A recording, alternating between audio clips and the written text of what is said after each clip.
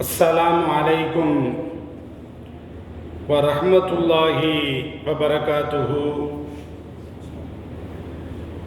الحمد لله والصلاة والسلام على رسول الله وعلى آله وأصحابه عباد الله، أما بعد، فقد قال الله تعالى في كلامه القديم الفرقان المجيد: أعوذ بالله من الشيطان الرجيم، بسم الله الرحمن الرحيم. ولكم في الأرض مستقر ومتاع إلى حين. صدق الله العظيم. عن ابن عمر رضي الله عنهما أنه قال: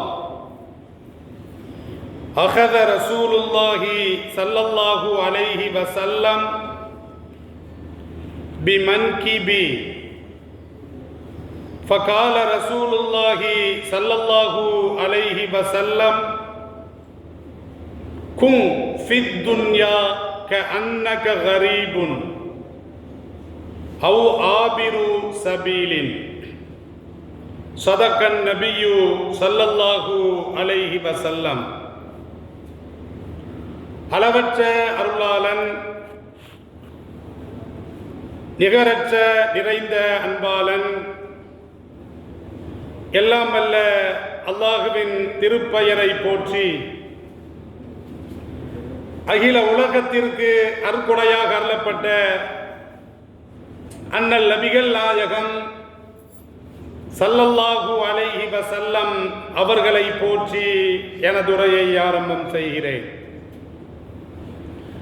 அன்பிற்கினிய அல்லாஹுவின் நல்லடியார்களே, எல்லாம் அல்ல அல்லாஹ் அல் குர்ஆனிலே இரண்டாவது சூறாவாக இருக்கக்கூடிய சூரத்துல் பக்கராவிலே இறைவன் கூறுகின்ற பொழுது, மனித சமூகத்தை பார்த்து இறைவன் இப்படி கூறுவான்: வலக்கும் ஃபில் அர்தி முஸ்தகர்ரும் வ மதாஉன் இலா ஹீன்.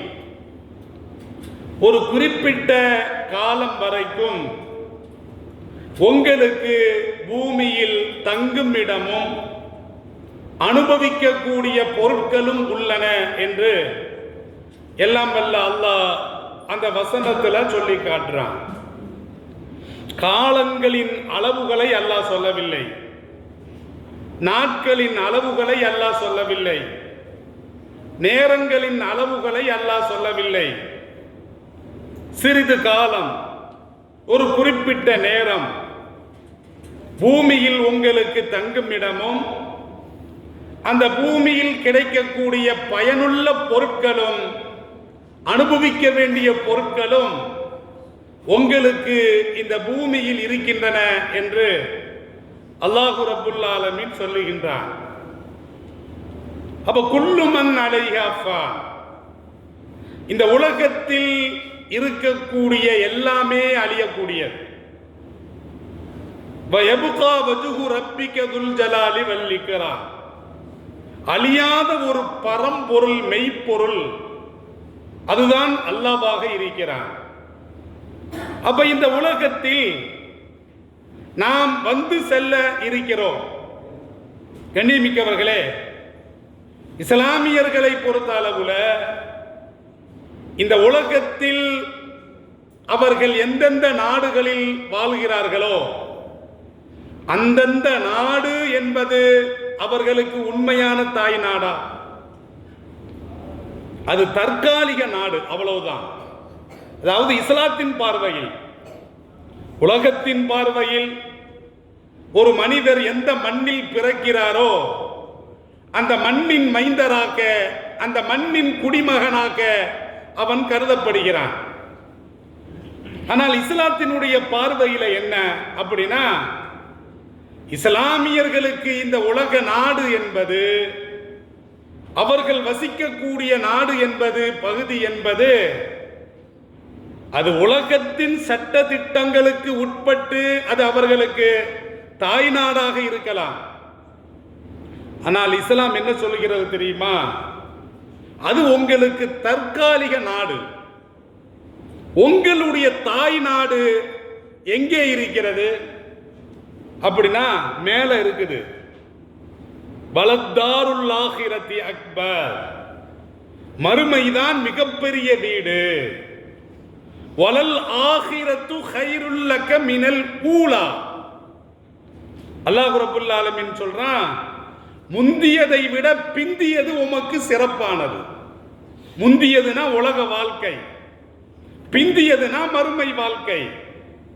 அப்ப முந்திய வாழ்க்கை, முந்திய இந்த உலகத்தை விட இதற்கு பின்னால் வரக்கூடிய அந்த வாழ்க்கை, மறுமை வாழ்க்கை தான் நபியே நாயகமே உமக்கு மேலானது, சிறந்தது என்று அல்லாஹ் ரப்பல் ஆலமீன் சொல்லி காட்டுறான். அப்ப இஸ்லாத்தினுடைய கண்ணோட்டத்தில் இஸ்லாமியர்களுக்கு தாய்நாடு என்பது மறுமை வீடு, மறு உலகம்தான் இஸ்லாமியர்களுக்கு நிரந்தரமான தாய் வீடு என்பதை இஸ்லாம் ஏராளமான இடங்களிலே நமக்கு அறிவுறுத்தி கூறுகின்றன. நபி ஸல்லல்லாஹு அலைஹி வஸல்லம் அவர்கள் ஒரு ஹதீஸில் தெரிவிப்பாங்க. இந்த ஹதீஸை இப்னு உமர் ரலியல்லாஹு அன்ஹுமா அவர்கள் அறிவிக்கிறார்கள். இந்த ஹதீஸ் புகாரி ஷரீஃபிலே பதிவு செய்யப்பட்டிருக்கிறது. 6416வது ஹதீஸாக. இப்னு உமர் ரலியல்லாஹு அன்ஹுமா அவர்கள் என்ன சொல்றாங்கன்னா, அகல ரசூலுல்லாஹி ஸல்லல்லாஹு அலைஹி வஸல்லம்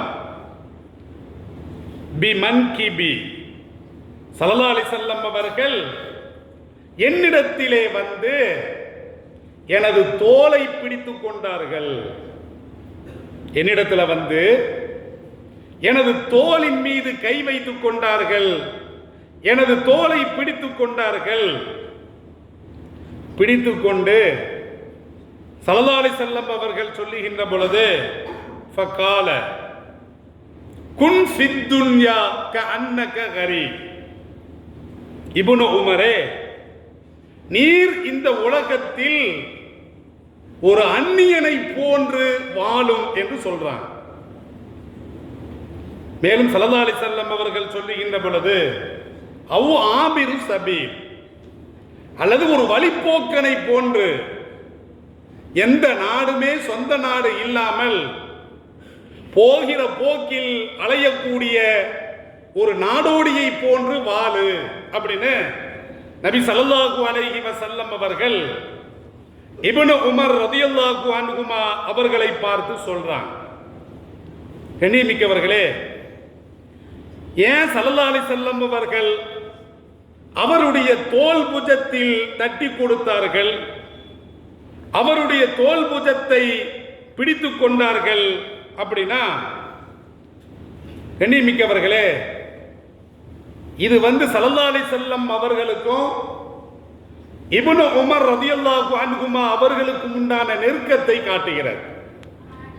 ஸல்லல்லாஹு அலைஹி வஸல்லம் அவர்களே ஒருவரிடத்தில் நேரடியாக சென்று அவருடைய தோலை பிடித்து இந்த அறிவுரை சொல்லுகிறார்கள் என்று சொன்னால், ஸல்லல்லாஹு அலைஹி வஸல்லம் அவர்கள் தன் பார்வையை, தனது சீரிய சிந்தனையை நேரடியாக இப்னு உமர் ரலியல்லாஹு அன்ஹுமா அவர்களின் பக்கம் செலுத்துவதற்காக வேண்டி இப்படி அவருடைய தோலை பிடித்துக் கொண்டார்கள். ஏன் அப்படின்னா, ஸல்லல்லாஹு அலைஹி வஸல்லம் அவர்கள் அவருடைய சிந்தனையை, அவருடைய கவனத்தை, அவருடைய நோக்கத்தை தன் பக்கம் வசப்படுத்திக் கொள்ள வேண்டும் என்பதற்காக. அவர் கவனக்குறைவாக இருந்துவிடக்கூடாது, அவருக்கு கவன சிதறல்கள் ஏற்பட்டு விடக்கூடாது, அவருடைய கவனம் திசை மாறி சென்று விடக்கூடாது என்பதற்காக வேண்டி தன் பக்கம் அவருடைய கவனத்தை ஈர்ப்பதற்காக, வசப்படுத்துவதற்காக, தன்னுடைய கருத்தை அவருடைய உள்ளத்தில் அவருடைய சிந்தனையில் செலுத்துவதற்காக வேண்டி நபி ஸல்லல்லாஹு அலைஹி வஸல்லம் அவர்கள் அவருடைய தோலை பிடித்துக் கொண்டார்கள். கண்ணியமிக்கவர்களே, இது இரக்கத்தினுடைய வெளிப்பாடாக இருக்கிறது. ஒரு கற்றுக் கொடுக்கக்கூடிய ஒரு ஆசிரியர் கல்வி கற்கும் மாணவரிடத்தில் இப்படித்தான் நடந்து கொள்ள வேண்டும். மாணவர்கள் தங்களுடைய கவனத்தை அவர்கள் சிதறடிக்க கூடாது, ஆசிரியரின் பக்கம் தங்களுடைய கவனத்தை அவர்கள் செலுத்த வேண்டும் என்று சொன்னால் ஒரு ஆசிரியர் என்ன செய்ய வேண்டும் என்று சொன்னால் மாணவர்களுக்கு பக்கத்திலே செல்ல வேண்டும். இதைத்தான் ஸல்லல்லாஹு அலைஹி வஸல்லம் செஞ்சான். ஸல்லல்லாஹு அலைஹி வஸல்லம் அவர்களை தேடி இப்னு உமர் அவர்கள் செல்லவில்லை. இப்னு உமர் ரலியல்லாஹு அன்ஹு அவர்களை தேடி சென்றார்கள். அப்போ ஒரு ஆசிரியர் எப்படி இருக்க வேண்டும் என்று சொன்னால் மாணவர்களுக்கு ஒரு அறிவுரை பகருகின்ற பொழுது அந்த அறிவுரை அவருடைய அந்த சிந்தனையை மாணவர்களுடைய உள்ளத்திலே பதிய வைக்க வேண்டும் என்று சொன்னால் மாணவர்களுக்கு பக்கத்திலே சென்று அவர்களுடைய உறுப்புகளின் மீது கை போட்டு ஃப்ரெண்ட்ஷிப், ஒரு ஃப்ரெண்ட்ஷிப்பா பழகிற, எதிரியா பார்க்க கூடாது, மாணவர்களை இப்படி அரவணைத்து தங்களுடைய சிந்தனையை செலுத்திவிட வேண்டும். நல்ல ஏறும். மாணவர்களுக்கு நீங்கள் அதட்டி உருட்டி கம்ப காட்டி பாடம் நடத்தினா ஏறார். அவர்களில் ஒருவனாக அவர்களை அரவணைத்துக் கொண்டு நீங்கள் செல்லுகின்ற பொழுது உங்களுடைய சிந்தனைகளை அவர்கள் ஈர்த்துக் கொள்வார்கள். நீங்கள் சொல்லக்கூடிய அறிவுரைகளை, கல்வியை அவர்கள் எளிதான முறையில் அவர்கள் உள்வாங்கிக் கொள்வார்கள். இதைத்தான் நபி ஸல்லல்லாஹு அலைஹி வஸல்லம் அவர்கள் அவருடைய தோல் புஜத்தில் கையை போடுறாங்க. இரக்கத்தின் வெளிப்பாடு. ஒரு தந்தையும் மகனும், மகனுக்கு தந்தை அறிவுரை கூறுகின்ற பொழுது, இந்த காலத்தில் பாங்க, அப்பன் கிழக்க நிற்கிறான், பையன் மேக்க நிற்கிறான். யார் யாருடைய பேச்சை கேட்பா? ரெண்டும் ரெண்டு துருவங்களாக முகத்தை அவன் அந்த பக்கம் திருப்புறான், முகத்தை இவன் இந்த பக்கம் திருப்புறான். இப்படி தந்தை மகனுக்கு அறிவுரை சொன்னால் ஏறுமா? ஏறவே ஏறாது. கியாமத் நாள் வரைக்கும் ஏறவே ஏறாது. மகன் செய்கின்ற தப்பை கண்டிக்கலாம், அதற்காக மகனை வெறுக்க முடியுமா? உண்மையான தகப்பன் தன் மகனின் மீது இறக்கப்பட்டு அருகிலே வந்து, தந்தையை தேடி மகன் அலைய வேண்டிய அவசியம் இல்லை. உண்மையான இரக்கம் என்றால் தந்தையை மகனை தேடி வந்து கீழே இறங்கி வந்து ரெண்டு கைகளை தோல் மீது போட்டு அவனை தட்டி கொடுத்து, நீங்க ஏதாவது ஒரு கருத்தை சொல்லி பாருங்க. உங்களுடைய முகத்தையும் அவனுடைய முகமும் ஒரே பார்வையில் இருக்கின்ற பொழுது முகத்தை பார்த்துட்டே இருங்க, நம் சொல்வதை கேட்பார். இப்ப ஸல்லல்லாஹு அலைஹி வஸல்லம் அவர்களும் இப்படித்தான் செய்தார்கள். இப்னு உமர் ரலியல்லாஹு அன்ஹு அவர்களுக்கு பக்கத்திலே சென்று தோலை பிடித்துக் கொண்டு தோலை தட்டிவிட்டு அவரை தன் பக்கம் ஈர்த்துக் கொண்டார், தன் பக்கம் வசப்படுத்திக் கொண்டார். இப்ப சொன்ன ஏறும் அப்படின்னு ஸல்லல்லாஹு அலைஹி வஸல்லம் அவர்கள் தம்முடைய முகத்தை, தம்முடைய சிந்தனையை நேரடியாக அவருடைய உள்ளத்தில் பதிய வைக்கிறாங்க. ஸல்லல்லாஹு அலைஹி வஸல்லம் அவர்கள் இப்படி பதிய வைக்கிறாங்க.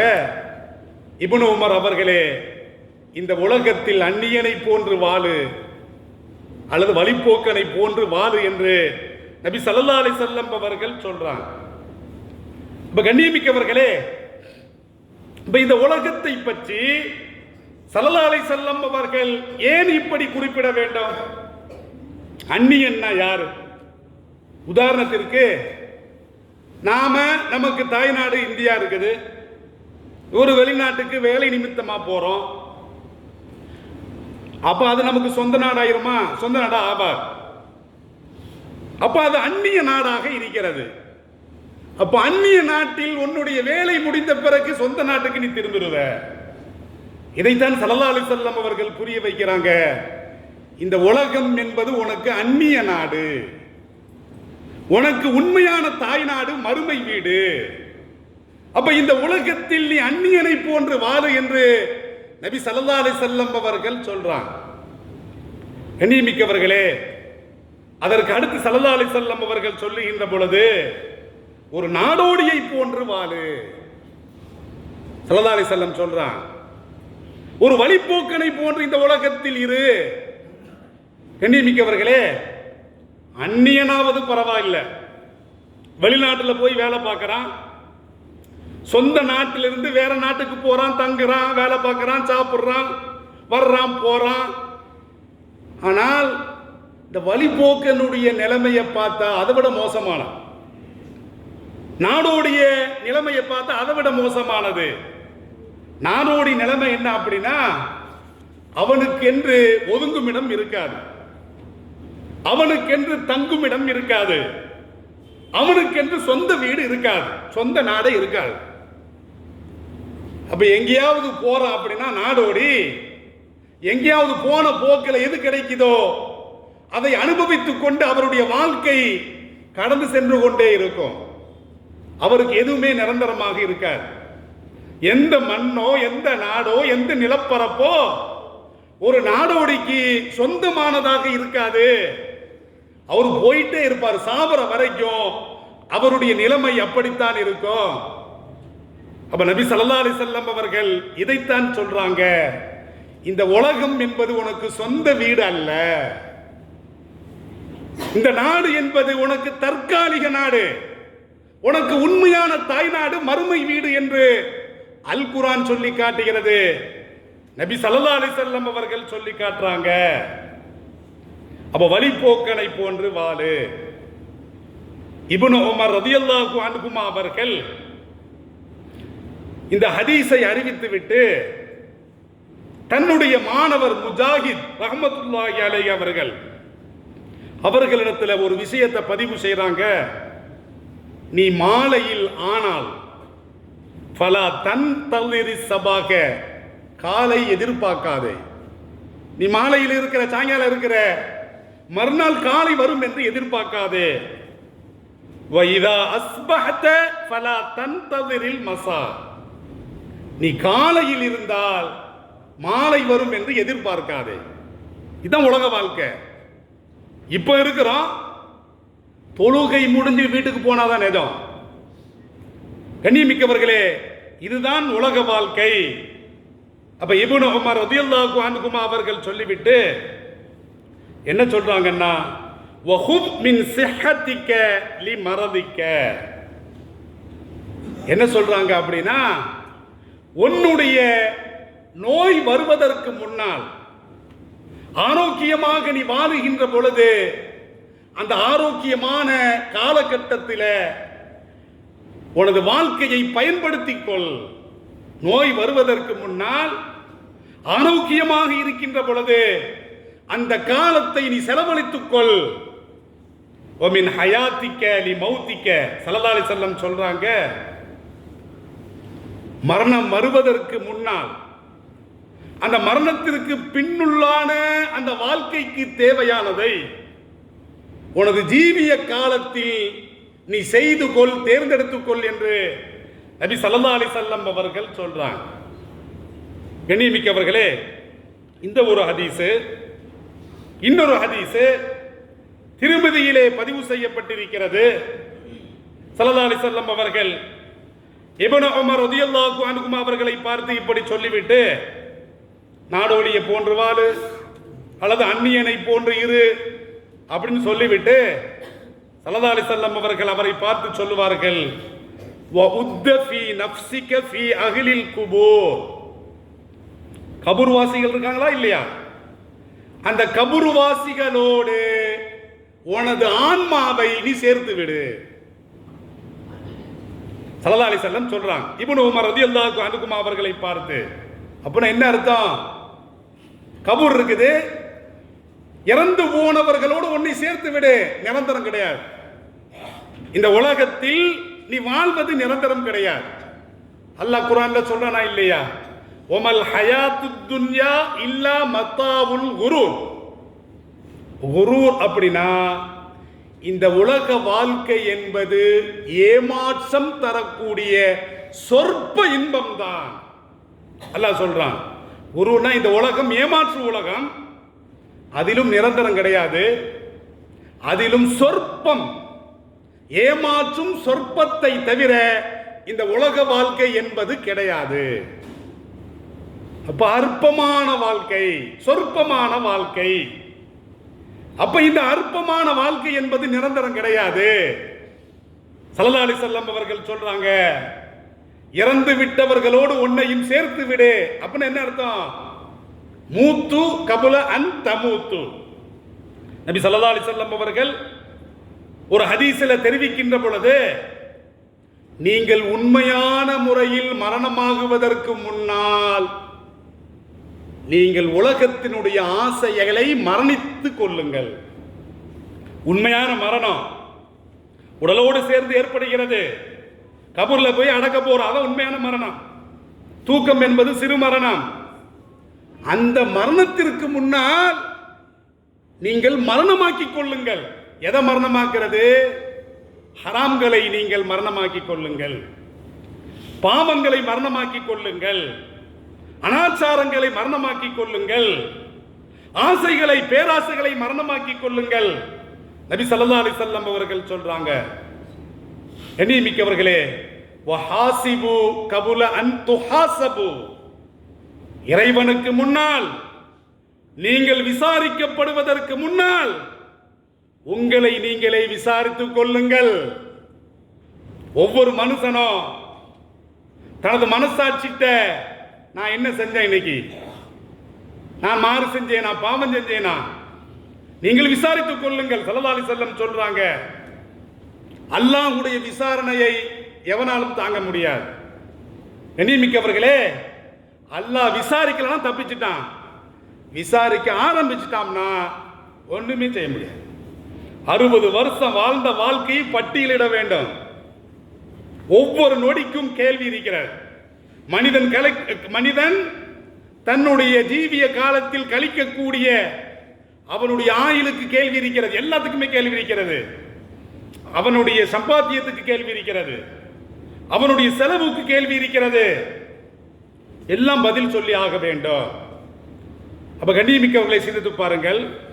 அப்ப ஸல்லல்லாஹு அலைஹி வஸல்லம் அவர்கள் இப்படி சொல்றாங்க, சொல்லிவிட்டு சொல்றாங்க, நீ மாலையில் ஆனால் காலையை பத்தி பேசவே பேசாத.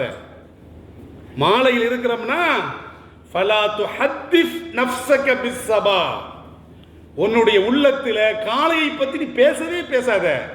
காலையில் இருந்தாதான நிஜம். ஸல்லல்லாஹு அலைஹி வஸல்லம் அவர்கள் சொல்றாங்க, வஹுத் மின் சிஹ்ஹதிக கபுல சகமிக்க, நோய்க்கு முன்னால் ஆரோக்கியமான வாழ்வை பாக்கியமாக எடுத்துக்கொள்ளுங்கள். வமின் ஹயாத்திக்க கபுல மௌத்திக்க, ஸல்லல்லாஹு அலைஹி வஸல்லம் சொல்றாங்க, மரணமாகுவதற்கு முன்னால் அதற்கு பிந்தைய வாழ்க்கைக்காக வேண்டி முந்தைய இந்த உலக வாழ்க்கையை நீங்கள் பயனுள்ளதாக எடுத்துக்கொள்ளுங்கள். ஸல்லல்லாஹு அலைஹி வஸல்லம் சொல்லிட்டு ஸல்லல்லாஹு அலைஹி வஸல்லம் சொல்றாங்க, ஃபஇன்னக லா தத்ரி யா அப்தல்லாஹ், அல்லாஹ்வுடைய அடிமையே, மா இஸ்முக கதன், நாளை உனது பெயர் எந்த பட்டியல் இருக்கும் என்று உனக்கு தெரியாது. நாளைக்கு என் பெயர் என்ன பட்டியல் இருக்கும்? நான் ஸ்ரீதேவியா மூதேவியா? நான் நாளைக்கு வாழ்வேனா செத்து போயிடுவானா? தெரியுமா? நமக்கு தெரியுமா? ஸல்லல்லாஹு அலைஹி வஸல்லம் அவர்கள் சொல்றாங்க, அப்ப நாளையை பத்தி பேசாத. காலையில் இருந்தால் மாலையை பத்தி பேசாத, மாலையில் இருந்தால் காலையை பற்றி பேசாதே. அப்ப இந்த உலகம், இந்த உலக வாழ்க்கை சொற்பமானது, நிரந்தரம் கிடையாது. நாடோடியை போன்று இரு. ஸல்லல்லாஹு அலைஹி வஸல்லம் அவர்கள் சொல்றாங்க. அப்ப கண்ணியமிக்கவர்களே, அப்ப இந்த உலக வாழ்க்கையில நாம் எப்படி இருக்க வேண்டும்? ஒரு மனிதர் நபி ஸல்லல்லாஹு அலைஹி வஸல்லம் அவர்களிடத்திலே வருகிறார். வந்து, அல்லாஹ்வின் தூதர் அவர்களே, ஒரு அமல், அந்த அமலை எனக்கு கற்றுத்தாருங்கள், எனக்கு அறிவியுங்கள். அந்த அமலில் நான் ஈடுபட்டால் அல்லாஹ்வும் என்னை பிரியப்பட வேண்டும், மக்களும் என்னை பிரியப்பட வேண்டும். அப்படிப்பட்ட ஒரு சிறந்த செயலை எனக்கு நீங்கள் அறிவித்து தாருங்களேன் என்று ஒரு மனிதர் வந்து நபிகளாரிடத்தில் கேட்ட பொழுது ஸல்லல்லாஹு அலைஹி வஸல்லம் என்ன சொன்னாங்க? இஸ்ஹத் ஃபித் துன்யா, உலகத்தில் பற்றில்லாமல் வாழு. சஹீஹான இந்த ஹதீஸ் இப்னு மாஜாவுல பதிவு செய்யப்பட்டிருக்கிறது. துறவரத்தை மேற்கொள்ள அப்படி அல்ல. உலக நமக்கு தான் படைக்கப்பட்டிருக்குது. ஆசை பேராசை இருக்குது. நமக்கு போதுமானது எதுவோ அதை எடுத்துக்கொள்ளு. இஸ்ஹத் ஃபித் துன்யா, இந்த உலகத்தின் மீது மோகம் இருக்கக்கூடாது. அப்ப இந்த உலகத்தின் மீது அதிக பற்று இருக்கக்கூடாது. இந்த உலகத்தில் பற்றில்லாமல் வாழ், அல்லாஹ் உன்னை நேசிப்பான். ஸல்லல்லாஹு அலைஹி வஸல்லம் சொல்றான், மக்களிடத்திலே கிடைக்கக்கூடிய அந்த பொருட்களில் பற்றில்லாமல் வாழ், மக்கள் உன்னை நேசிப்பார்கள். அடுத்தவண்ட உள்ள சொத்து ஃபுல்லா எனக்கு வேணும், ஆட்டையை போடணும் அப்படி நினைச்சா யாருமே நேசிக்க மாட்டாங்க. அப்ப மக்களிடத்திலே புழங்கக்கூடிய அந்த பொருட்களுடைய விஷயத்தில் நீ பற்றில்லாமல் வாழ், மக்கள் உன்னை பிரியப்படுவார்கள் என்று நபிகள் பெருமான் ஸல்லல்லாஹு அலைஹி வஸல்லம் அவர்கள் சொல்றாங்க. அப்ப இந்த உலகத்தில் ஸல்லல்லாஹு அலைஹி வஸல்லம் அவர்கள் எப்படி வாழ்ந்தார்கள், சஹாபாக்கள் எப்படி வாழ்ந்தார்கள், இது நிழலை போன்று. வெயிலுக்கு நாம நிழல்ல ஒதுங்குறோம். நிழல் நம்ம காலம் ஃபுல்லாவா இருக்க போது, ஒரு குறிப்பிட்ட நேரம் வரைக்கும் நிழல் சென்று விடும். அதுதான் இந்த உலக வாழ்க்கை. அப்ப இந்த உலக வாழ்க்கை அப்படிப்பட்ட நேரம் தான், சொற்ப காலம் தான். அப்ப இந்த சொற்ப காலத்தில் ஸல்லல்லாஹு அலைஹி வஸல்லம் அவர்கள் சொல்லியதை போன்று ஒரு அந்நியனை போன்று, அப்படின்னா ஒரு நாட்டில் இன்னொரு நாட்டுக்கு போறாரு, அவருக்கும் அந்த நாட்டுக்கும் தொடர்பு இருக்காது, பழக்க வழக்கம் இருக்காது. அப்ப ஸல்லல்லாஹு அலைஹி வஸல்லம் அவர்கள் சொல்றாங்க, உனக்கு சொந்த நாடு தாய் நாடு மறுமை வீடு. இந்த உலகத்தில் நீ ஒரு பிரயாணியா வந்திருக்கிற, இந்த உலகத்தில் ஒரு வேலை நிமித்தமாக வந்திருக்கிறாய். அந்த வேலை முடிப்பதற்கு சொற்ப காலம் தான் இருக்கும். அந்த வேலை முடிஞ்ச பிறகு என்ன செய்ய முடியும்? சொந்த நாட்டுக்கு திரும்ப முடியும். அதுதான் மறுமை வீடு, மறு உலகம். இதைத்தான் நபி ஸல்லல்லாஹு அலைஹி வஸல்லம் அவர்கள் சொல்றாங்க. இன்னொரு ஹதீஸ் இப்னு அப்பாஸ் ரலியல்லாஹு அன்ஹுமா அவர்கள் அறிவிக்கக்கூடிய ஹதீஸ். ஸல்லல்லாஹு அலைஹி வஸல்லம் அவர்கள் ஒரு மனிதருக்கு உபதேசம் செய்கிறாங்க. உபதேசம் செய்கின்ற பொழுது ஸல்லல்லாஹு அலைஹி வஸல்லம் அவர்கள் சொல்லுவார்கள், இக்தனிம் ஹம்சன் கபுல ஹம்சின், 5 நிகழ்வுகள் நிகழ்வதற்கு முன்னால் 5 அம்சங்களை பாக்கியமாக நீ எடுத்துக்கொள் அப்படின்னு நபி ஸல்லல்லாஹு அலைஹி வஸல்லம் அவர்கள் ஒரு மனிதருக்கு உபதேசிக்கின்ற பொழுது சொல்லுவார்கள். ஒன்று என்ன அப்படின்னா, ஷபாபக்க கபுல ஹரமிக்க, முதுமைக்கு முன்னால் இளமையை பாக்கியமாக எடுத்துக்கொள். போன இளமை திரும்ப வருமா? ஆசையா இருக்குது. இன்னும் 30 வயசு வரும், நமக்கு ஆசையா இருக்குது. திரும்ப வருமா? வீடு போங்க, கபர்ஸ்தான் பாவாங்குது. ஸல்லல்லாஹு அலைஹி வஸல்லம் அவர்கள் சொல்றாங்க, அப்ப முதுமைக்கு முன்னால் இளமையை பாக்கியமாக எடுத்துக்கொள், பாக்கியமாக கழித்துக்கொள், இளமையை பால்படுத்தாது. வசிஹத்தக்க கபுல சகமிக்க, நோய்க்கு முன்னால் ஆரோக்கியத்தை பாக்கியமாக எடுத்துக்கொள். நோய் வந்துருச்சுன்னா, நோய் என்பது மரணம். அப்ப அந்த நோய்க்கு முன்னால் ஆரோக்கியமாக இருக்கின்ற பொழுது அதை பாக்கியமாக எடுத்துக்கொள். வகினாக்க கபுல ஃபக்ரிக்க, ஏழ்மைக்கு முன்னால் செல்வ செழுமையை பாக்கியமாக எடுத்துக்கொள். ஏழ்மை வருவதற்கு முன்னால் செல்வ செழுமையை பாக்கியமாக எடுத்துக்கொள். கபுல சுகுலிக்க, வேலைக்கு முன்னால் ஓய்வை பாக்கியமாக எடுத்துக்கொள்.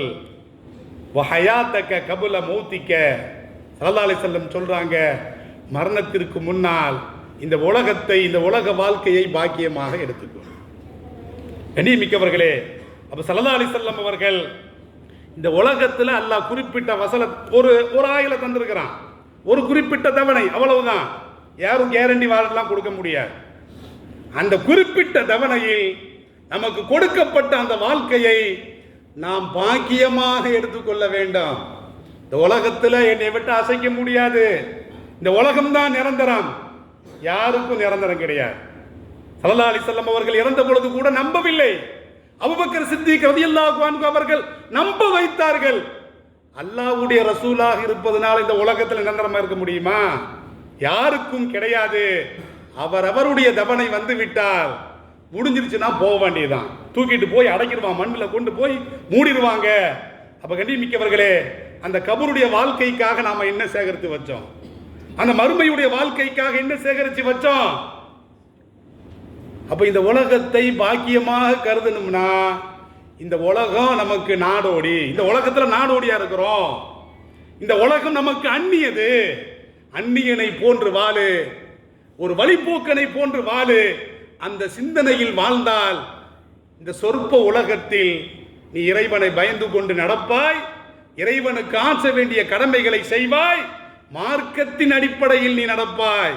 இந்த உலகம்தான் எல்லாம் அப்படின்னு நினைச்சீங்கன்னா மறுமை பாலாகிவிடும், மன்னரை வாழ்க்கை பாலாகிவிடும்.